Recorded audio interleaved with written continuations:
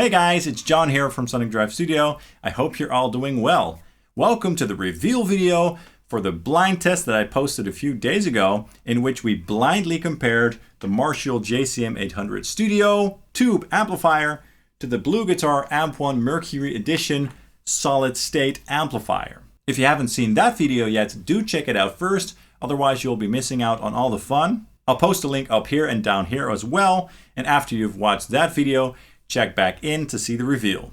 So, can this small, compact and lightweight pedal-sized amplifier compete with the authentic tube tone of this Marshall JCM800 Studio with EL34s in the power section and preamp tubes in the preamp section? When it comes to tone, let's find out. Now, I'm filming this before I've seen the actual results of the initial blind test video, so I'm going to make a little list of all the votes and guesses that you guys posted in the initial video, and I'll make a little pinned post down below so you guys can see the results down there. It's going to be interesting to see how many of you guessed correctly which one was the real tube amplifier and which one was the Amp1 Mercury Edition. Please go ahead and read that right now because it should make everything more fun. I'm not expecting a lot of folks to guess everything correctly, but I guess we'll see. Okay, so now it's time for the actual reveal, and after that I'll show you all the settings that I used, etc. So are you guys ready? Do you really want to know which one was which? Or would you prefer to continue living on without this knowledge? Okay, so here we go. A was the actual tube amplifier, and B was the BluGuitar Amp1 Mercury Edition. That's right, now let's take another listen to the comparison now that we know which one is which.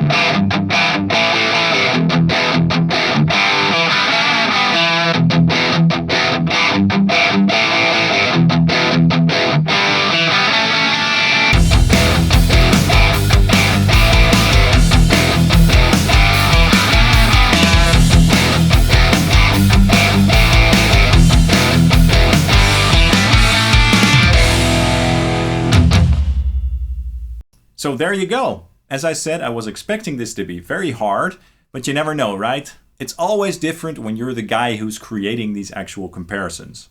Now let's take a quick look at the signal flow and all the settings that I used, etc. Both amps were being fed into my 2-notes Capture X reactive load with neutral settings and then into a York Audio impulse response in my DAW. And for that purpose, I used the MRSH 412 M25 cabinet on Mix 01, which is a blend between a 121 and 57 mic. I used no pedals up front or post-processing, so what you see is what you get basically. And of course the riffs were double tracked and panned hard left and hard right. I used my ESP LTD Phoenix 1000 Deluxe with the Seymour Duncan custom pickup in the bridge position, so a passive pickup. And for the Marshall, I'm going into the high sensitivity input with fairly high gain settings, so at around 8, and the amp settings are visible right now. Nothing special, right? But a JCM800 will always sound like a JCM800, I guess. On the BluGuitar Amp1 Mercury Edition, I used the classic overdrive channel. Nothing crazy in terms of settings, as you can see. I did lower the tone control on the side all the way. And I also put the Amp1 into the low gain mode, which you can access by turning it on while pressing the boost switch.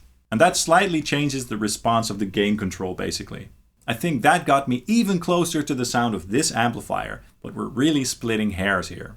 In general, when I was tweaking the amplifier, the Amp1 Mercury Edition did seem to have a little bit more balls and cojones, especially in the low end, but it's a 100 watt amplifier after all, whereas this one is a 20 watt amplifier. And the Amp1 obviously aims to recreate the sound of the big tube amp heads, so the 100 watt heads and stuff. So I did have to compensate for that a little bit with the onboard EQ.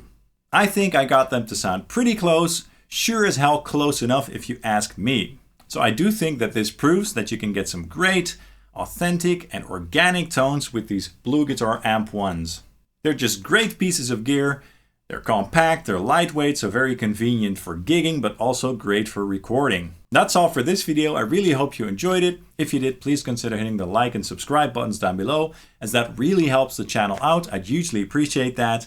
And you can also follow Sonic Drive Studio on Facebook, Instagram, and Twitter. Thank you so much for watching, and I hope to see you guys very soon. Cheers!